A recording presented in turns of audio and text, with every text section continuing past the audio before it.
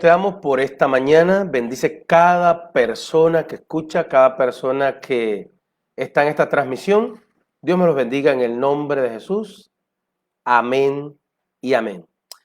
Y recuerde que esto es para los que les gusta la palabra, para los que se apasionan por la verdad. Y vamos a hablar un tema bien bonito. Vamos a hablar sobre la radiografía de una contienda.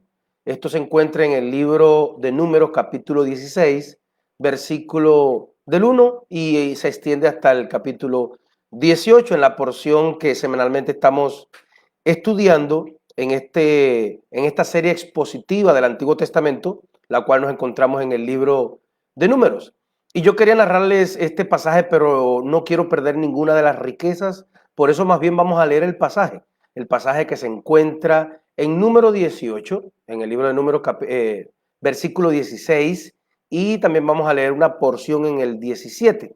Por eso, si usted tiene su Biblia cerca, puede buscar el libro de Números, capítulo 16, desde el versículo 1, y dice la palabra allí: Coré, hijo de Izar, hijo de Keat, hijo de Levit, junto con Datán y Abirón, hijo de Eliab, y On, hijo de Pelet. Estos últimos eran descendientes de Rubén. Decidieron sublevarse contra Moisés, secundado por unos 250 israelitas, todos ellos jefes de la comunidad, representantes de la asamblea y personas de renombre.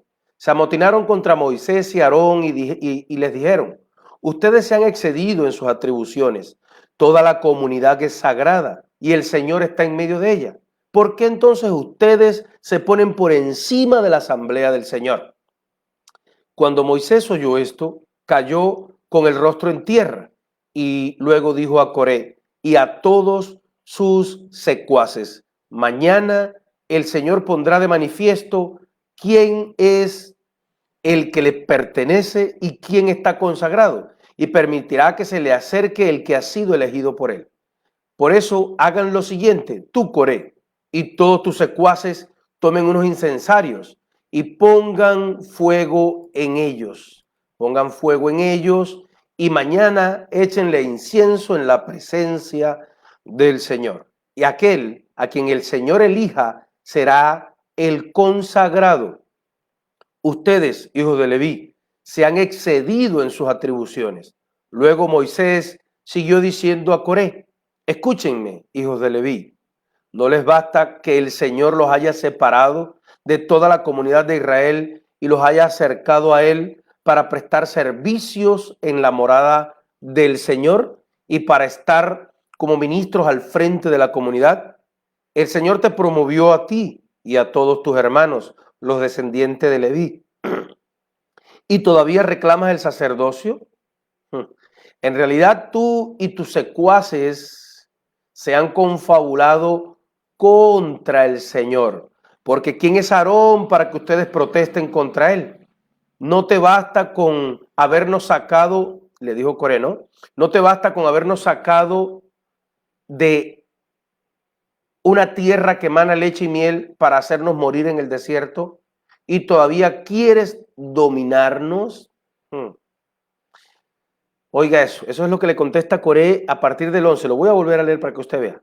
Del 16-11.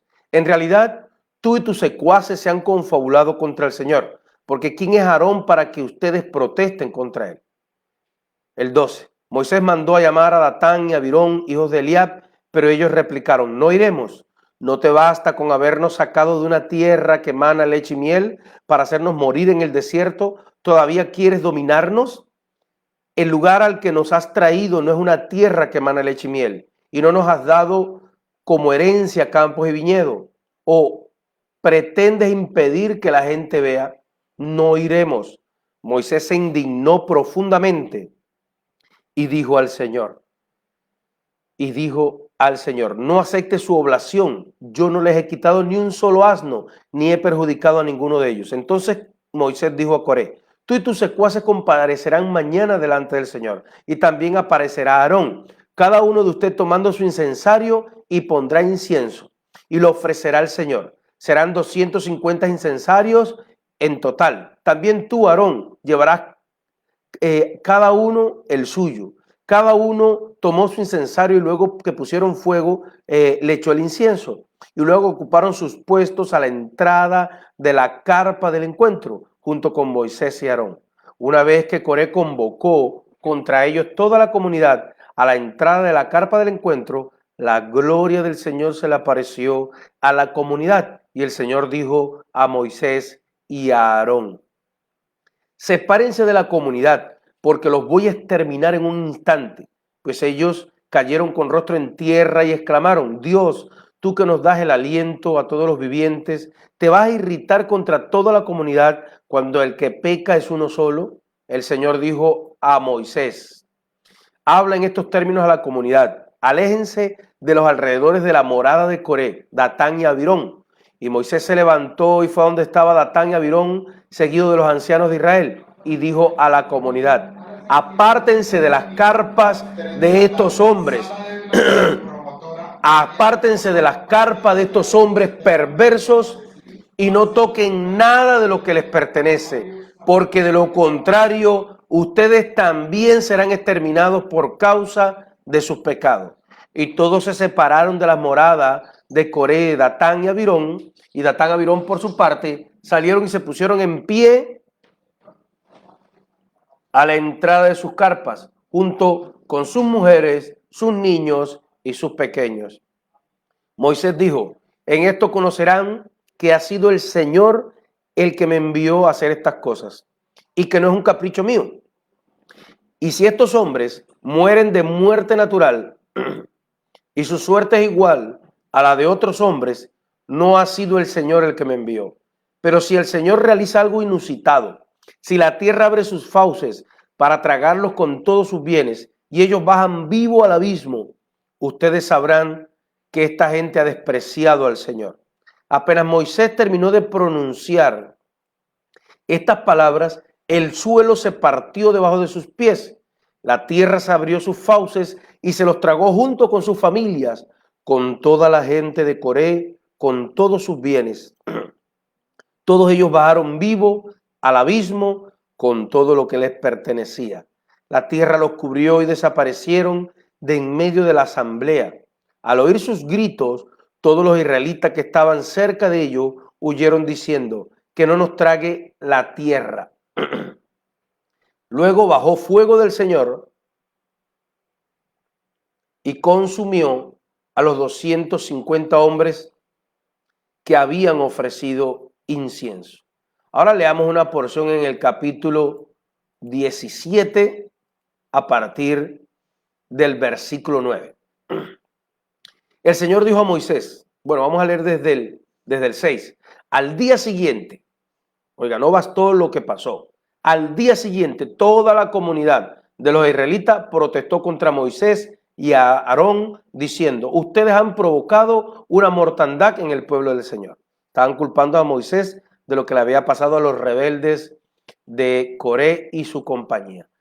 Y como la comunidad se amotinaba contra ellos, Moisés y Aarón se volvieron hacia la carpa del encuentro y vieron que la nube cubría y que la nube la cubría y que la gloria del Señor se había aparecido.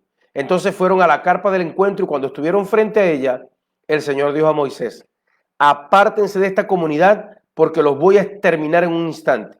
Ellos cayeron con rostro en tierra y Moisés dijo a Aarón: toma el incensario y coloca el fuego en el altar y echa el incienso y enseguida ve a donde está la comunidad y practica el rito de expiación a favor de ellos, porque la ira del Señor se ha desatado y ha comenzado la plata. Aarón tomó el incensario como lo había mandado Moisés y fue corriendo a ponerse en medio de la asamblea donde ya había comenzado la plaga. Luego se quedó de pie entre los muertos y los vivos y cesó la plaga. Y los muertos fueron 14,600 sin contar los que habían muerto por causa de Coré.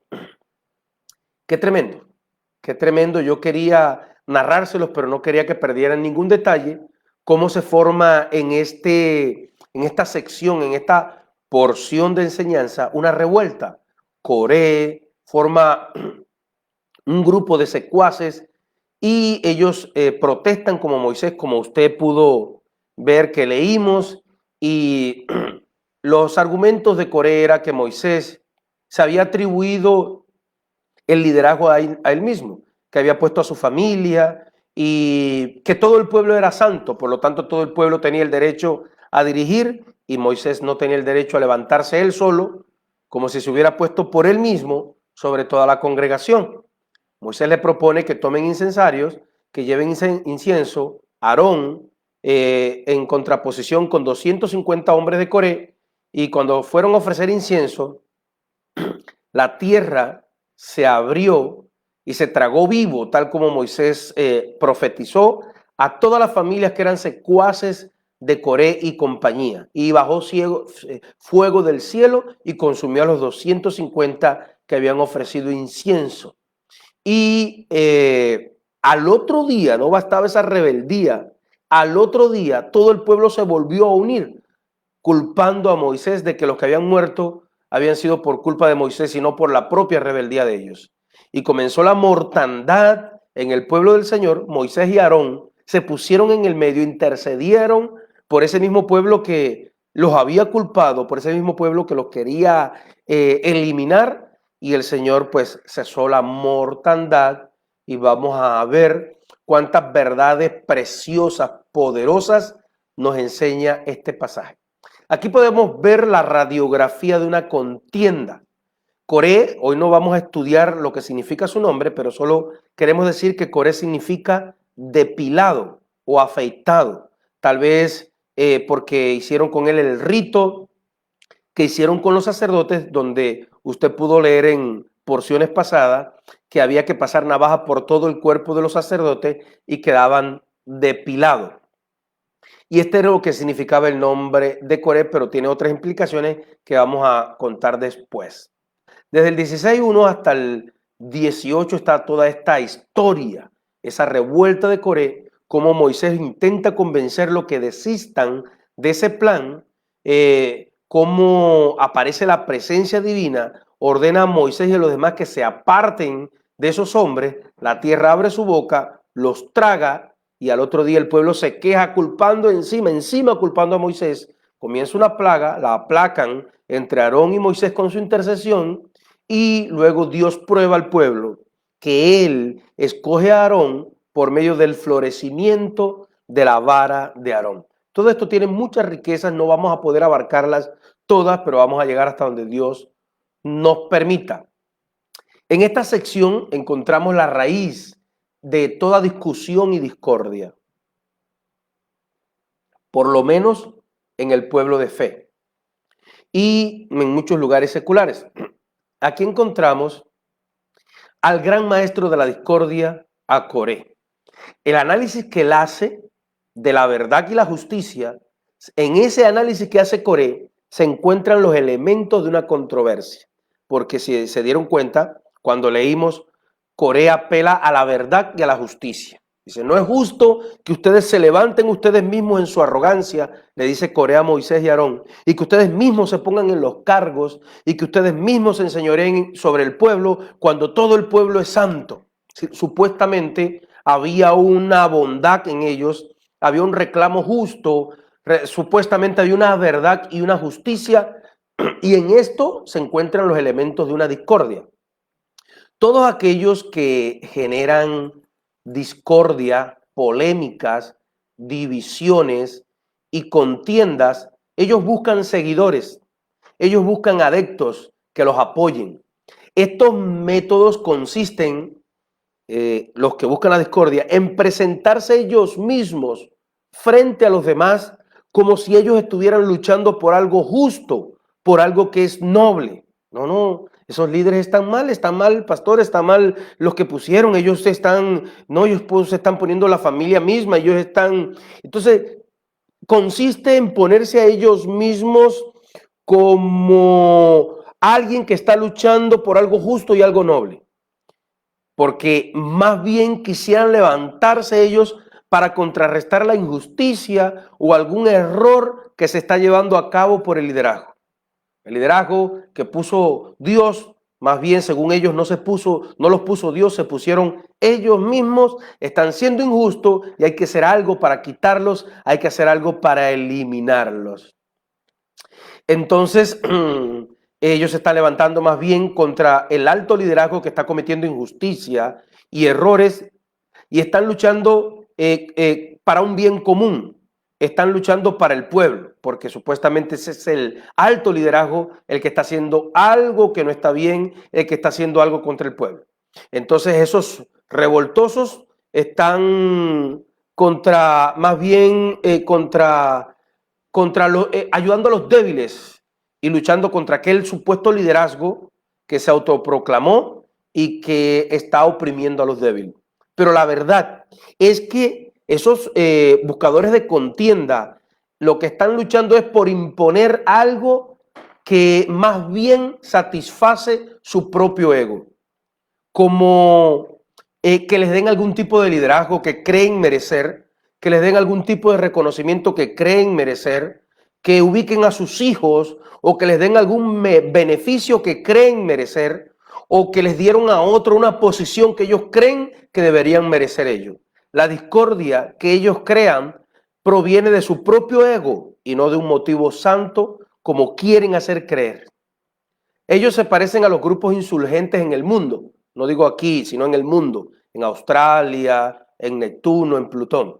Sí, ellos se parecen a los grupos insurgentes del mundo que para derrocar un gobierno convencen al pueblo de la justicia social que debería haber, convencen al pueblo de que hay injusticia social, lo cual es real, y hacen un esfuerzo ideológico, y el objetivo de ese esfuerzo ideológico es lograr el apoyo del pueblo, es lograr que el pueblo los apoye para que una vez ellos logren montarse en el poder, ellos logren el poder, ellos van a también decepcionar al pueblo, al igual que los corruptos políticos anteriores. Así pasó en Cuba, así pasó en Rusia. El actual gobierno cubano en el 59 y antes convenció al pueblo de la injusticia social que era real. Había injusticia social, desamparo, abuso, abandono. Y no era difícil convencer al pueblo. Y una vez que el pueblo los apoyó y lograron la victoria en solo 3 años, luego decepcionaron al pueblo, igual que lo habían hecho los políticos corruptos anteriores. Coré ideó una polémica contra el liderazgo de Moisés y Aarón basándose en el ideal de la igualdad. Oiga, como les dijo, nosotros leímos en el versículo 3 del capítulo 16, toda la congregación, todos son santos y dentro de ellos está Dios. ¿Por qué ustedes se levantan ustedes mismos por encima de la congregación? A partir de ese eslogan conocido, como que todos somos iguales, como que todos merecemos igualdad, pero realmente había una maldad que le voy a explicar ahorita cuál era el verdadero motivo de Coré para hacer esa revuelta. Entonces, alega Coré que la conducción de la comunidad debía estar en manos de todos, de una democracia, y buscó enfrentar al gobierno mismo contra esa realidad, al pueblo enfrentarlo contra ese gobierno, estamos hablando del pueblo de Dios, no el gobierno secular. Y entonces buscó enfrentar la realidad misma del control del gobierno con un valor ético que no siempre acompaña supuestamente estos cargos. Si usted mira el mundo es fácil, en el mundo secular, en el gobierno es fácil darse cuenta que el valor ético del gobierno es bajo. Y aquí abro un paréntesis, si usted no sabía, el plan global, los globalistas, los del nuevo orden mundial, ellos buscan desprestigiar a los líderes políticos en todo el mundo, cosa que no es difícil, es muy fácil porque son de una moral muy baja, con el objetivo de que todos los países se decepcionen de sus líderes políticos. ¿Para qué? Para que todo el mundo, en el mundo entero, clame por un gobierno mundial, un gobierno unificado. Ese es el objetivo, por eso ve tantas burlas en la televisión contra los presidentes, por eso ve que permiten en los programas humorísticos bromear y imitar y desprestigiar y salen a cada rato un líder político con problemas feos, humillaciones, demás y demás. Bueno, igual pasa con el clero católico, ellos mismos están demoliendo su sistema para que cuando la gente no quede con una religión, quede desesperanzada, ellos poder implantar el luciferanismo, que es la religión que ellos quieren que sea mundial. Si usted quiere, busque en las noticias que ya desde el Vaticano propusieron el Crislán, que es la supuesta futura nueva religión, que es la que va a regir en la época del anticristo, que es el cristianismo, el judaísmo y el islamismo junto en un ecumenismo con todas las demás religiones. Bueno, seguimos en nuestra historia. Entonces, le dice Corea a Moisés, ¿por qué entonces ustedes se ponen por encima de la asamblea del Señor? Porque ustedes, es decir, él estaba supuestamente alzando la bandera de la igualdad, a pesar de que él mismo era un hombre cuya protesta se originó a partir de un deseo de posición que ahora mismo les voy a explicar. Cuando se sintió discriminado porque una función que él pensaba que le correspondía a él fue entregada a otro, y ahora se los voy a tratar de explicar. Estamos trabajando con la tecnología, pero hasta ahora me ideé esta manera de poderles explicar a ustedes esta verdad. Mire, en esta pequeña pizarra que nos hemos ideado acá, le voy a explicar por qué Coré se enojó, y el problema de Coré no era realmente un problema de pueblo, un problema de banderas de igualdad y humildad, sino eran realmente, él estaba haciendo esa disensión por problemas personales. Y es lo que pasa con todos los buscaproblemas, todos los insurgentes, todos los creadores de contienda. Levantan una bandera de que están luchando por algo justo, algo que es el bien para todos, pero realmente de fondo esa rebelión viene porque ellos tienen un objetivo personal y hay un ego detrás de eso. Pasa con todos. Lo he visto yo y lo han visto todos los pastores y los líderes que están escuchando.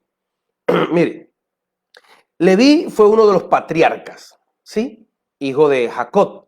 Y Leví fue el papá de Coat. Tuvo más hijos, pero fue el padre de Coat. Coat tuvo 4 hijos. El hijo directo de Leví tuvo 4 hijos y se los voy a nombrar, aunque usted los ve ahí. Los hijos de Coat, que hijo de Leví, fueron Amram, Izar, Hebrón y Uriel. ¿Quiénes eran?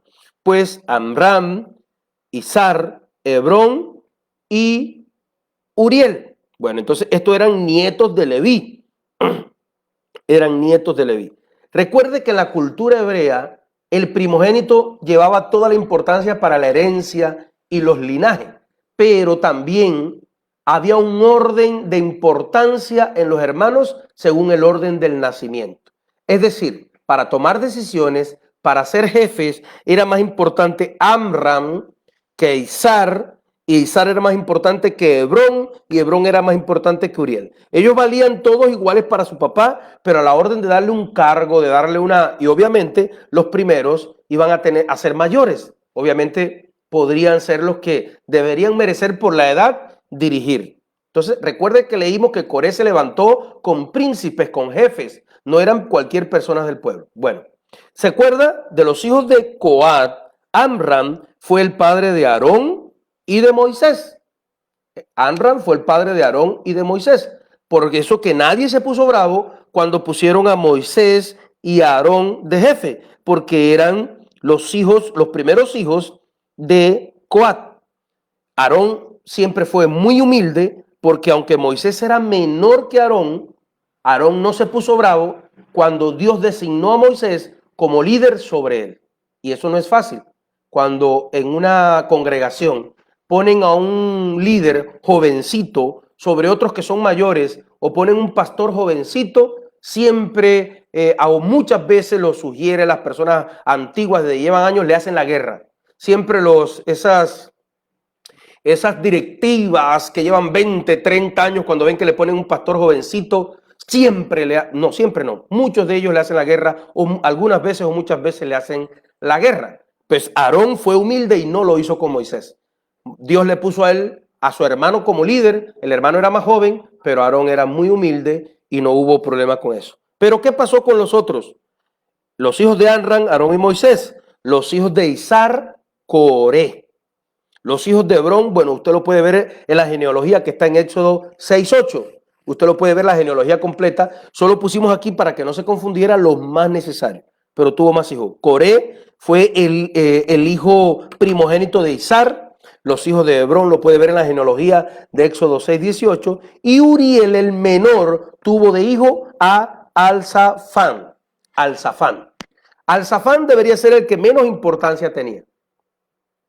Pero cuando usted mira en el libro de Números, capítulo 3, versículo 30, va a ver que Moisés puso de jefe de la tribu de Leví a Alzafán. O Dios, o lo eligieron. Entonces, parecería natural que Coré pensara que ese liderazgo de príncipe de la tribu de Leví, que fuera el jefe de la tribu de Leví, fuera él. Si ya Moisés estaba de líder principal, Aarón de sacerdote, ¿quién seguía para seguir en el liderazgo? Pero por alguna causa profética o para probar a Coré o porque Dios conocía el corazón de Coré, eligieron a Alzafán. Y como eligieron a Alzafán, Coré se levantó en revuelta diciendo que Moisés y Aarón se habían levantado ellos mismos sobre la tribu sobre el pueblo de Israel, poniéndose como jefes ellos mismos y poniendo como jefe al que les caía bien. Como dicen por ahí, la piña, la rosca, el grupito, los que les cae bien al pastor, los que les cae bien al líder, al jefe de esa congregación, al que Dios puso. Esos eran los verdaderos motivos de Coré. Él tenía el deseo de ser el príncipe. Mire, Coré era uno de los hombres más ricos de aquel tiempo. Coré era un hombre poderoso, príncipe. Podía vivir cerca del tabernáculo, tenía privilegios que no tenía nadie, pero él pensaba que ese cargo de príncipe de la tribu de Leví se lo debían haber dado a él porque correspondía en la línea de importancia y no al Alzafán, que era el menor. Ay, qué problema cuando uno pone en un cargo, en la alabanza, a uno nuevo, que llegó hace poco, que tiene el deseo de servir, pero que es más nuevo que los demás. Aquellos que nunca quisieron servir a Dios, aquellos que tú les rogabas, ay hermano, quiere cantar, quiere barrer el templo, quiere ayudar, quiere... No me le comprometo. ¿Quiere ser maestro de niños? No me le comprometo. Pero cuando pones uno nuevo a dirigir, ahí sí le salta el ego y levantan grupos de disensión, levantan grupos de contienda, pero ellos nos van diciendo, no, yo estoy molesto porque mi ego se me subió, yo estoy molesto porque no me pusieron a mí cuando me lo merecían. No. Ellos engañan a los demás y se engañan a sí mismos levantando falsas banderas. El pastor está mal, el pastor no es justo, mira cómo el pastor permite que pongan a aquel hermano a cantar cuando aquel hermano está mal. Y hacen un grupo diabólico, satánico, pero enarbolan supuestas banderas de igualdad, supuestas banderas de justicia. Pero a Coré no le importó nada. El verdadero motivo de su contienda, de su pleito, era un deseo de posición. Se sintió discriminado, se sintió celoso porque él pensaba el que le correspondía y el cargo le fue entregado a otro. El tropiezo de la envidia es un factor importante dentro de este tema y tiende incluso a alcanzar personas de elevada espiritualidad. Mire, que la envidia, dice la Biblia, es pesada piedra. La envidia es fuerte. Dice la palabra que ¿quién se sostendrá frente a la envidia? Hermano, y aunque yo no digo que no podemos, no debemos, pero sentimos envidia, pero debemos reconocerla, no engañarnos a nosotros mismos con falsas banderas de justicia para irnos en contra del liderazgo que Dios puso, que tiene errores, pero Dios es el que lo va a bajar, no el grupo de disensión y contienda. Y esto tiende incluso a alcanzar a personas de elevada espiritualidad, a personas que no son simples ni son comunes. ¿Se acuerda de los 12 espías? Los 12 espías eran personas inteligentes. Así como esos 12 espías que estudiamos en la porción pasada, Coré también era un hombre inteligente, influyente. Estas malas cualidades de la envidia, el celo, la inconformidad, por lo que el Señor nos ha dado, el deseo de figurar, el deseo de ser reconocido, el deseo de que pongan a nuestros hijos en las posiciones que creemos que merecen, todas esas malas cualidades y actitudes son solo alimentadas por el ego. Pueden hacer que el hombre salga a protestar y a crear ideologías. Esto fue lo que hizo Satanás en la rebelión del cielo. Él tal vez creyó que el puesto que fue dado a Jesús, el Hijo de Dios, lo merecía él. No se dio cuenta de todos los privilegios que se les dio. Ángel precioso, acabado en hermosura, se paseaba entre las piedras de fuego. Ezequiel 28. Era ángel protector, querubín fuerte protector. No, él quería más. Y así son estas personas. Tal confusión de valores e ideas puede llevar a convencerse a ellos mismos de que no es algo personal. No, yo no tengo nada en contra del pastor, pero mire, es que dejaron a tal hermano por allá y ese hermano no merecía estar ahí, no ve que él está mal, yo lo conozco. Claro, es que la piña le pasó plata, le ayudó. Mire, es que el pastor solo se une a las personas que tienen dinero, o esto, o le cae bien, o lo otro. Y se tratan de convencer que no es algo personal. Y se engañan a su propio interior de que tal contienda no es particular, sino una lucha social. Involucran a otros, arman una revuelta, inflaman, infestan a todos para combatir esta supuesta corrupción fiscal de los errores de liderazgo. Aunque todo lo encubre una inclinación turbia, es el ego, el deseo de recibir solo para sí mismo.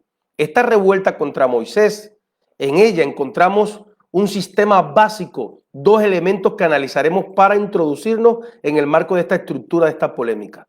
Ejemplo de que todos los demás desean alcanzar poder. Mire, es un engaño. Es un engaño. Hay un concepto hoy en la sociedad, el hombre tiene un concepto en la sociedad de que puede alcanzar el éxito imponiéndose, siendo malos. Hay gente por ahí que dicen que los malos ganan. Y no, la verdad no. Los pueblos y estados solo podrán alcanzar éxito cuando no se encuentren en la naturaleza de la discusión. Cuando se encuentren discerniendo esa naturaleza de la discusión. Solo cuando en un país hay paz y moderación podrán alcanzar el éxito. Por eso que los países en guerra y conflicto siempre serán tercermundistas. Por eso la banca mundial transporta, ellos son los que costean a ambos bandos, los insurgentes y al ejército del gobierno. Ellos los costean y los endeudan a ambos.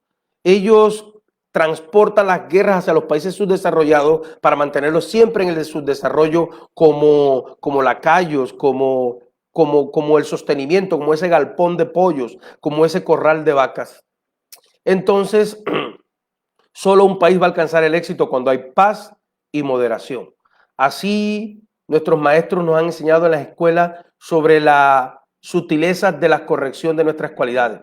Por medio de la cualidad de la paciencia, alcanza a la persona siempre mucho más que con toda la fuerza violenta que pueda aplicar. Es una verdad conocida por la sociedad, por el ser humano en su alma, a pesar de que la mayoría de los seres humanos se dirigen al instinto de la división, de la disputa, quieren de una forma u otra mostrar su fuerza, su capacidad de imponer, de controlar.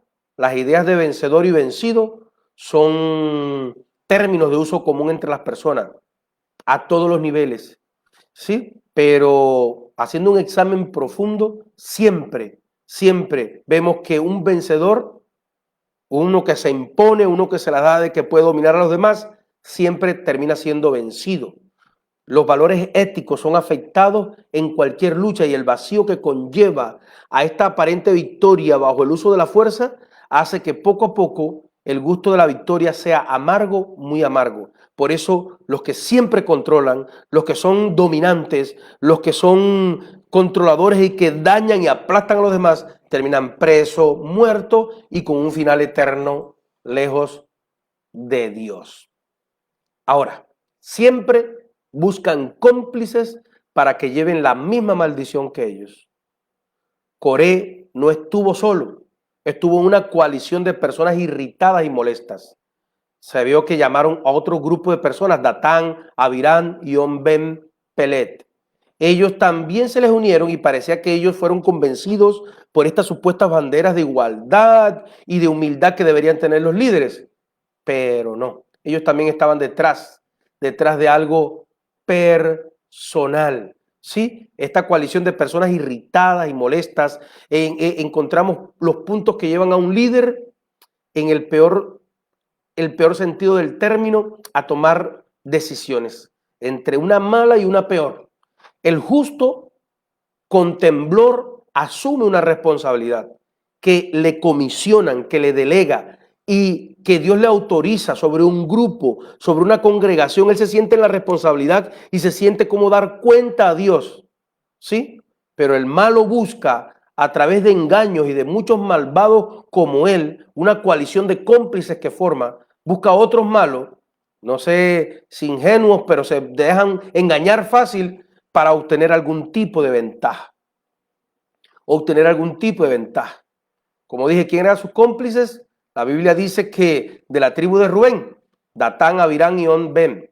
Esta tribu, el primogénito de Jacob, mantuvo en el orden del campamento un lugar cercano a las tiendas que habitaban Coré y su familia. Y la influencia de ellos fue fundamental para atraerlos a ser parte de la revuelta, en especial cuando tal influencia aprovechó el hecho de que el primogénito de Jacob no ocupaba el lugar de vanguardia en el campamento, sino secundario, porque ellos también, acuérdense que la tribu de Rubén debían haber sido como primogénitos los que sirvieran en el sacerdocio, pero ellos fueron desplazados por los levitas.